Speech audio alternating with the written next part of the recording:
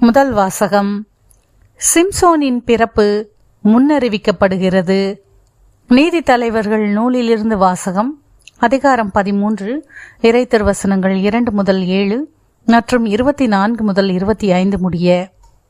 அந்நாள்களில் சோராவை சார்ந்தவரும் தான் குலத்தவருமான ஒருவர் இருந்தார். அவர் பெயர் மனோவாகு. அவர் மனைவி மலடியாயிருந்ததால் குழந்தை பெறவில்லை. ஆண்டவரின் தூதர் அப்பெண்ணுக்கு தோன்றி அவரிடம், நீ மலடியாயிருந்ததால் இதுவரை குழந்தை பெற்றெடுக்கவில்லை. ஆனால் இனி நீ கருவுற்று ஒரு மகனை பெற்றெடுப்பாய். இப்பொழுது கவனமாயிரு. திராட்சை ரசமோ மதுபானமோ அருந்தாதே, தீட்டான எதையும் உண்ணாதே. ஏனெனில் நீ கருவுற்று ஒரு மகனை பெற்றெடுப்பாய். சவரக்கத்தி அவன் தலை மீது படக்கூடாது. ஏனெனில் பையன் பிறப்பிலிருந்தே கடவுளுக்கென நாசீராக இருப்பான். அவன் இஸ்ரேல் மக்களை பெலிசியரின் கையிலிருந்து விடுவிக்க தொடங்குவான் என்றார். அப்பெண் தம் கணவரிடம் வந்து கூறியது, கடவுளில் மனிதர் என்னிடம் வந்தார். அவரது தோற்றம் கடவுளின் தூதரின் தோற்றம் போல் பெரிதும் அச்சத்திற்குரியதாக இருந்தது. அவர் எங்கிருந்து வந்தவர் என்று நான் அவரை கேட்கவில்லை. அவரும் எனக்கு தம் பெயரை அறிவிக்கவில்லை. அவர் என்னிடம், இதோ நீ கருவுற்று ஒரு மகனை பெற்றெடுப்பாய். ஆகவே நீ திராட்சை ரசமோ மதுபானமோ அருந்தாதே, தீட்டான எதையும் உண்ணாதே. ஏனெனில் பையன் பிறந்த நாள் முதல் இறக்கும் நாள் வரை கடவுளுக்கென நாசீராக இருப்பான் என்றார். அப்பெண் ஒரு மகனை பெற்றெடுத்து அவனுக்கு சிம்சோன் என பெயரிட்டார். பையன் வளர்ந்து பெரியவனானான். ஆண்டவர் அவனுக்கு ஆசி வழங்கினார். சோராவுக்கும் எசுத்தாவேலுக்கும் இடையே அவன் இருக்கும்போதுதான் ஆண்டவரின் ஆவி அவனை தூண்டத் தொடங்கியது. ஆண்டவரின் அருள்வாக்கு. இறைவனுக்கு நன்றி. பதிலுரை பாடல். திருப்பாடல் 71. பல்லவி. நாளெல்லாம் நான் பேசுவது உமது பெருமையே. நாளெல்லாம் நான் பேசுவது உமது பெருமையே. என் அடைக்கல பாறையாக நீர் இருந்தருளும். கோட்டை அரணாயிருந்து என்னை மீட்டருளும். ஏனெனில் நீர் எனக்கு கற்பாறையாகவும் அரணாகவும் இருக்கின்றீர். என் கடவுளே, பொல்லார் கை நின்று என்னை காத்தருளும். நாளெல்லாம் நான் பேசுவது உமது பெருமையே. என் தலைவரே, நீரே என் நம்பிக்கை.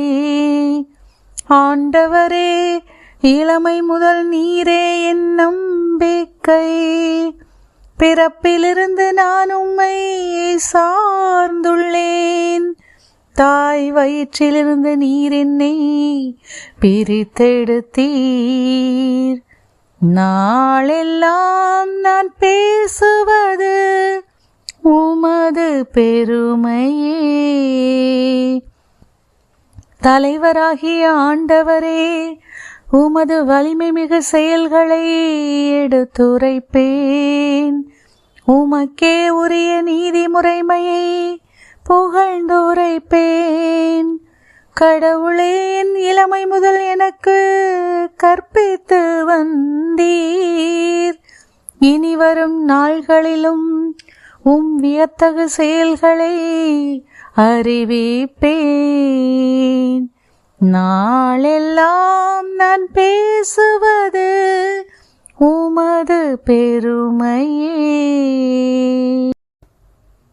நற்செய்தி வாசகம். திருமுழுக்கு யோவானின் பிறப்பு முன்னறிவிக்கப்படுகிறது. லூக்கா எழுதிய தூய நற்செய்தியிலிருந்து வாசகம். அதிகாரம் 1, இறை திருவசனங்கள் 5 முதல் 25 முடிய. யூதேய நாட்டில் ஏரோது அரசனாக இருந்த காலத்தில் அபியா வகுப்பைச் சேர்ந்த செக்கரியா என்னும் பெயர் கொண்ட குரு ஒருவர் இருந்தார். அவர் மனைவி ஆரோனின் வழிவந்தவர். அவர் பெயர் எலிசபெத்து. அவர்கள் இருவரும் கடவுள் பார்வையில் நேர்மையானவர்களாய் விளங்கினார்கள். ஆண்டவருடைய அனைத்து கட்டளைகளுக்கும் ஒழுங்குகளுக்கும் ஏற்ப குற்றமற்றவர்களாய் நடந்து வந்தார்கள். அவர்களுக்கு பிள்ளை இல்லை, ஏனெனில் எலிசபெத்து கருவுற இயலாதவராயிருந்தார். மேலும் அவர்கள் வயது முதிர்ந்தவர்களாயும் இருந்தார்கள். தம்முடைய பிரிவினை முறை வந்தபோது செக்கரியா கடவுளின் திருமுன் குருத்துவ பணி ஆற்றி வந்தார். குருத்துவ பணி மரபுக்கு ஏற்ப ஆண்டவரின் திருக்கோவிலுக்குள் சென்று தூபம் காட்டுவது யாரென்று அறிய சீட்டுக்குலுக்கி போட்டபோது அது செக்கரியா பெயருக்கு விழுந்தது.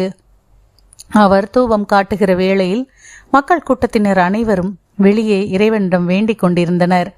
அப்பொழுது ஆண்டவருடைய தூதர் ஒருவர் தூப பீடத்தின் வல பக்கத்தில் நின்றவாறு அவருக்கு தோன்றினார். அவரை கண்டு செக்கரியா அச்சமுற்று கலங்கினார். வானதூதர் அவரை நோக்கி, செக்கரியா, அஞ்சாதீர், உமது மன்றாற்று கேட்கப்பட்டது. உம் மனைவி எலிசபெத்து உமக்கு ஒரு மகனை பெற்றெடுப்பார். அவருக்கு யோவான் என பெயரிடுவீர். நீர் மகிழ்ந்து பேருவகை கொள்வீர். அவரது பிறப்பால் பலரும் மகிழ்ச்சியடைவர். அவர் ஆண்டவர் பார்வையில் பெரியவராயிருப்பார். திராட்சை மதுவோ வேறு எந்த மதுவோ அருந்த மாட்டார். தாய் வயிற்றில் இருக்கும் போதே தூய ஆவியால் முற்றிலும் ஆட்கொள்ளப்படுவார். அவர் இஸ்ரேல் மக்களுள் பலரை தம் கடவுளாகிய ஆண்டவரிடம் திரும்பி வரச் செய்வார். எலியாவின் உளப்பாங்கையும் வல்லமையையும் உடையவராய் அவருக்கு முன் செல்வார். தந்தையரும் மக்களும் உளமொத்து போகச் செய்வார். நேர்மையாளர்களின் மனநிலையை கீழ்ப்படியாதவர்கள் பெறச் செய்வார். இவ்வாறு ஆண்டவருக்குடைய ஏற்புடைய ஒரு மக்களினத்தை ஆயத்தம் செய்வார் என்றார். செக்கரியா வானதூதரிடம், இது நடைபெறும் என எனக்கு எப்படி தெரியும்? நான் வயதானவன், அதுபோல் என் மனைவியும் வயது முதிர்ந்தவராயிற்றே என்றார். அதற்கு வானதூதர் அவரிடம், நான் கபிரியேல், கடவுளின் திருமுன் நிற்பவன்.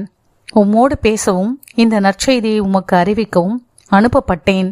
இதோ பாரும், உரிய காலத்தில் நிறைவேற இருக்கும் என்னுடைய வார்த்தைகளை நீர் நம்பவில்லை. ஆதலால் அவை நிறைவேறும் வரை நீர் பேச்சற்றவராயிருப்பீர். உம்மால் பேசவே இயலாது என்றார். மக்கள் செக்கரியாவுக்காக காத்திருந்தனர். திருக்கோவிலில் அவர் காலந்தாழ்த்துவதை குறித்து அவர்கள் வியப்படைந்தார்கள். அவர் வெளியே வந்தபோது அவர்களிடம் பேச முடியாமல் இருந்தார். ஆதலால் அவர் திருக்கோவிலில் ஏதோ காட்சி கண்டிருக்க வேண்டும் என அவர்கள் உணர்ந்து கொண்டார்கள். அவர் அவர்களிடம் சைகைகள் வாயிலாக உரையாடி வந்தார். பேச்சற்றே இருந்தார். அவருடைய திருப்பணி காலம் முடிந்ததும் அவர் வீடு திரும்பினார்.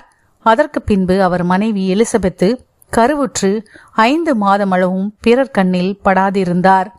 மக்களுள் எனக்கிருந்த இகழ்ச்சியை நீக்க ஆண்டவர் என் மீது அருள் கூர்ந்து இந்நாளில் இவ்வாறு செய்தருளினார் என்று தமக்குள் சொல்லிக் கொண்டார். ஆண்டவரின் அருள்வாக்கு. கிறிஸ்துவே உமக்கு புகழ்.